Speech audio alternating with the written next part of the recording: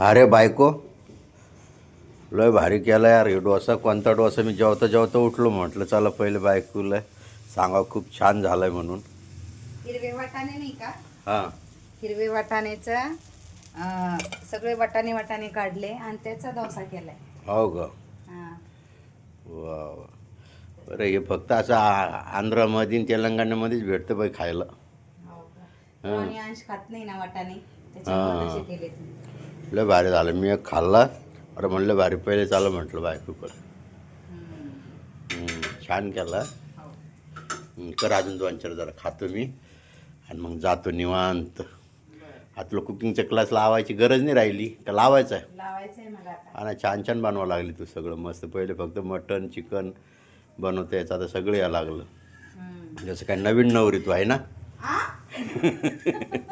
चला ठीक आहे, व्हेरी नाईस.